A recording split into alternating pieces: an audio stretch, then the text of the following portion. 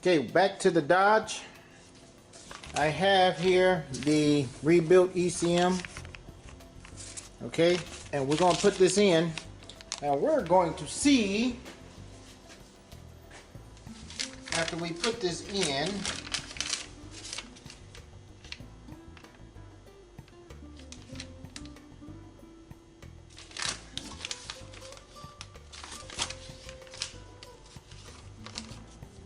we're going to see if this is going to provide the right voltage.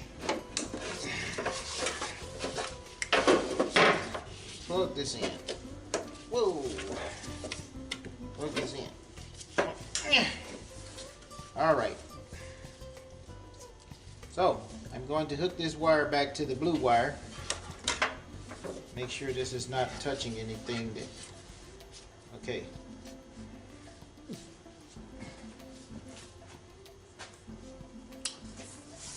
Then we're coming over here.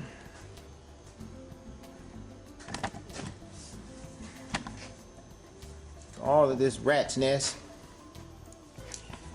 And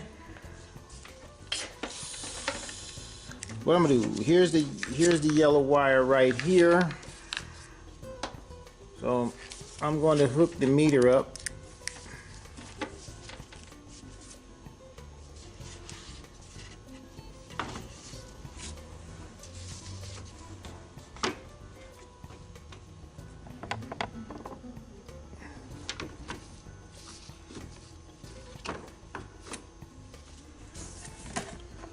Come over here. I'll to see this when I turn the ignition on. What we're going to do is see if this is going to show 12 volts or close to 12 volts when I turn the ignition on now with the new ECM. Okay, now I'm going to turn the ignition on.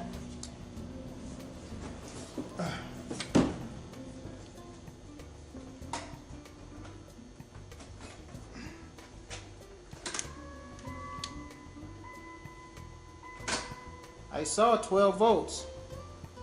I do it again. 11.9.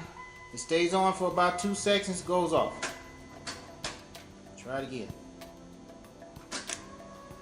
11.9. Alright, now, you know what it was before? It was 4 point something.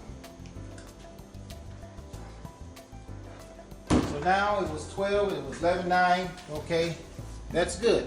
So the computer is putting out more. So now what I'm going to do,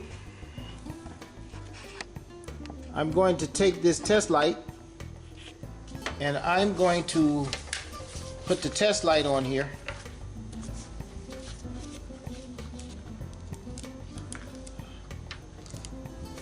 And I'm going to put the meter on here too. Let's see here. Now what we're going to do is get you where you can see both. Well, it's hard to see the meter.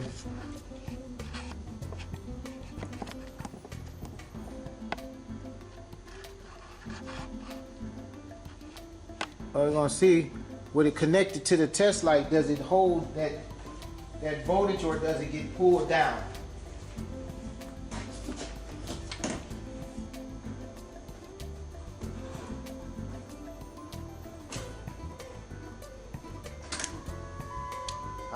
See that?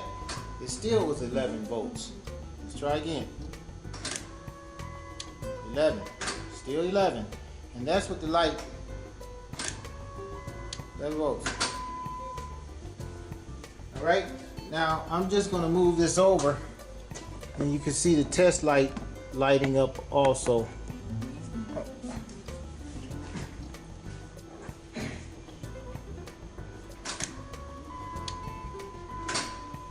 I'm going to do it one more time.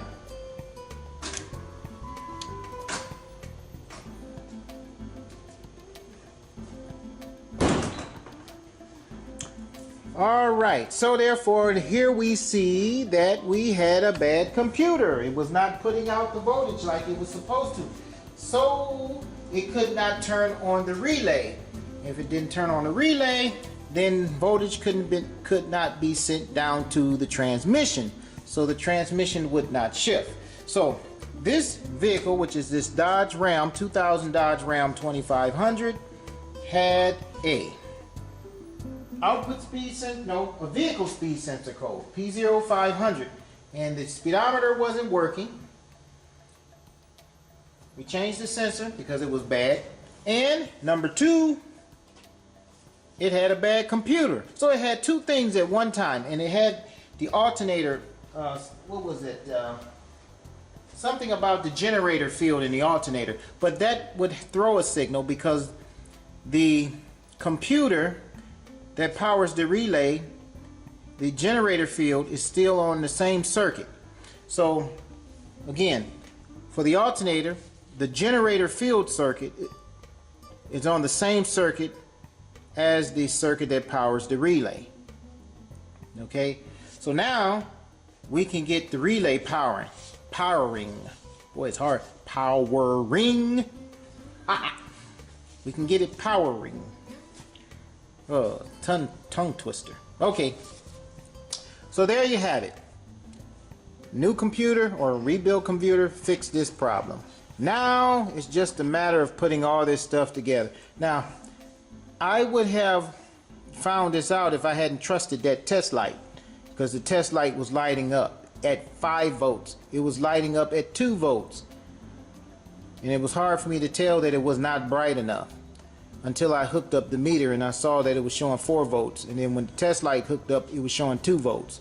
So again, you do not want to trust the test light all the time. You just do not want to, or you end up going through all of this problems right here.